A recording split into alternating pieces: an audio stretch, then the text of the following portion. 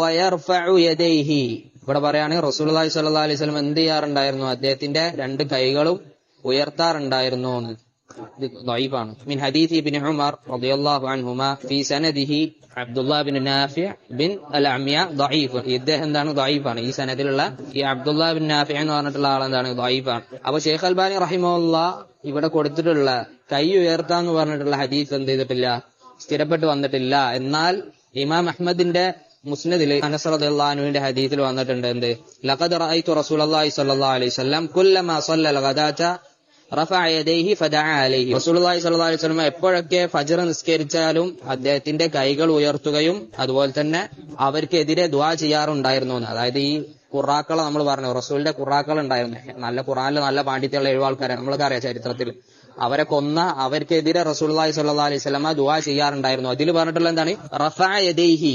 കണ്ടില്ലേ? റസൂലുള്ളാഹി സ്വല്ലല്ലാഹു അലൈഹി വസല്ലം അദ്ദേഹത്തിന്റെ രണ്ട് കൈകളും ഉയർത്തി എന്ത് ചെയ്യാറുണ്ടായിരുന്നു? ദുആ ചെയ്യാറുണ്ടായിരുന്നു എന്നുള്ളത് ഇമാം അഹ്മദിന്റെ മുസ്നദിൽ ആര് ഹദീസിൽ നിന്ന് വന്നിട്ടുണ്ട്? അനസ് റളിയല്ലാഹു അൻഹുവിന്റെ ഹദീസിൽ നിന്ന് വന്നിട്ടുണ്ട്. പക്ഷെ ഈ ഒരു ഹദീസ് ചില പണ്ഡിതന്മാർ എന്ത് ചെയ്തിട്ടുണ്ട്? തെളിവെടുത്തിട്ടുണ്ട്. ഇപ്പൊ നമ്മൾ പറഞ്ഞ ഇമാം അഹ്മദിന്റെ ഹദീസ്, ഇമാം അഹ്മദിന്റെ മുസ്നദിലുള്ള ഹദീസ്, ഷെയ്ഖ് മുബീർ പറഞ്ഞിട്ടുള്ളത് ആ ഹദീസ് എന്താ നമുക്ക് അറിയില്ല, എന്താണ് ഇതിന്റെ വിധി എന്ന്. കാരണം ബുഖാരിയിലും മുസ്ലിമിലും വന്നിട്ടുള്ളതിൽ എന്തില്ല? കൈ ഉയർത്തി എന്ന് പറയുന്നില്ല.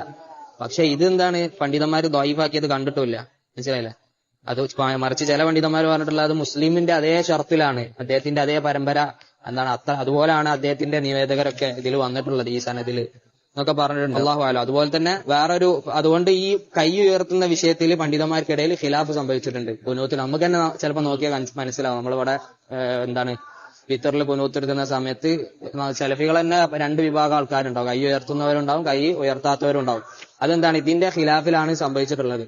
ഈ പണ്ഡിതന്മാർ എന്താണ് ഈ ഹദീസ് ദഈഫാക്കിയ ആളുകൾ പറഞ്ഞു എന്ത്? റസൂലുള്ളാഹി സ്വല്ലല്ലാഹു അലൈഹി വസല്ലം കൈ ഉയർത്തിയത് സ്ഥിരപ്പെട്ടിട്ടില്ല. എന്നാൽ ചില ഈ ദഈഫാക്കിയ പണ്ഡിതന്മാർ തന്നെ എന്ത് പറഞ്ഞു? ഈ ഒരു ഹദീസും പറഞ്ഞു, അനസ് റളിയല്ലാഹു ഹദീസും പറഞ്ഞു, അതിന്റെ കൂടെ വേറൊരു ഹദീസും പറഞ്ഞു. സൽമാൻ റളിയല്ലാഹു അൻഹുവിന്റെ ഹദീസിൽ വന്നിട്ടുണ്ട് എന്ത്? ഇന്ന റബ്ബക്കും എന്താണ്? ഹയ്യുൻ കരീം യസ്തഹി മിൻ അബ്ദിഹി ഇദാ റഫഅ യദൈഹി ഇലൈഹി അൻ യറുദ്ദഹുമാ സിഫ്റ. തീർച്ചയായും നിങ്ങളുടെ റബ്ബ് എന്താണ്? ഒരുപാട് ലജ്ജയുള്ളവനും അതുപോലെ തന്നെ ലജ്ജിക്കുന്നവനും അതുപോലെ തന്നെ ഒരുപാട് നൽകുന്നവനുമാണ്, ഉദാഹരണമാണെന്ന് പറഞ്ഞിട്ട് പറയണം എന്ത്? യസ്തഹി മിൻ അബ്ദിഹി ഇദാ റഫഅ യദൈഹി ഇലൈഹി അൻ യറുദ്ദഹുമാ സിഫ്റ. ഒരു അടിമ കണ്ണിലേക്ക് കൈ ഉയർത്തി, അതായത് ദുആ ചെയ്ത് ആ സമയത്ത് അത് കാലിയായിട്ട്, അതൊന്നുമില്ലാത്ത അവസ്ഥയായിട്ട് തിരിച്ച് വിടാൻ വേണ്ടിയിട്ട് അല്ലാഹു സുബ്ഹാനഹു വ തആല എന്ത് ലജ്ജിക്കുന്നു എന്ന് ഹദീസ് വന്നിട്ടുണ്ട്.